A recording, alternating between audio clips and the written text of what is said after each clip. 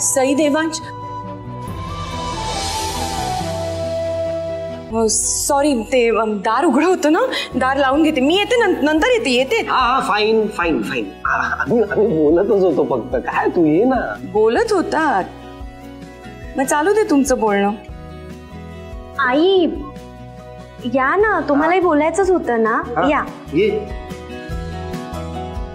अगं काही नाही, मग अशी देवा एकदम निघून आला ना म्हणून काळजी वाटली मला. हा आय एम सो सॉरी. मी खाली जरा अग्रेसिव्हली रिॲक्ट झालो. I am so sorry.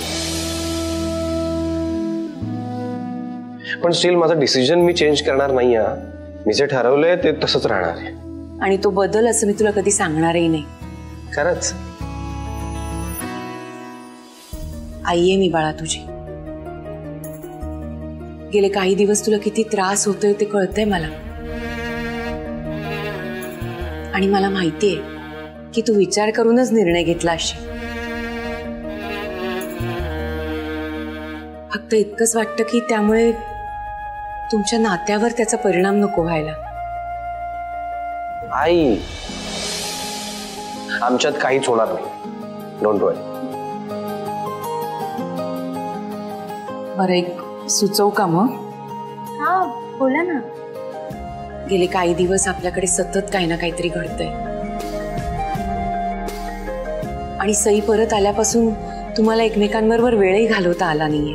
बघ ना ग आई, माझ्या बायकोचं माझ्याकडे लक्षच नाहीये. मी असं काही नाही. म्हणूनच म्हणते की तुम्ही दोघं कुठेतरी छानपैकी फिरायला जा. आता मग अरे हवा पालट करण्यासाठीच आपण इथे आलोय ना, का घरी बसून राहण्यासाठी आलोय? आई पण आता कसं शक्य आहे? नाही म्हणजे घरातली कामं बाकी आहेत, जेवण बनवायचंय. मॅडम मी आहे अजून, आणि आता तर तुम्ही कसली काळजीच करू नका. माझी दुसरी सून सुद्धा आलीये. त्यामुळे मला काही मदत हवी असेल तर ती करेलच ना. तुम्ही जा बिंदास जा. ओके. बरं अजिबात घाईघाई करून परत येऊ नका. हा छान वेळ घालवा एकमेकांबरोबर. पटकन आवरा आणि निघा. बरं आणि मग असं जे बोलणं राहिलंय ते पूर्ण करा. दार लावून घेते.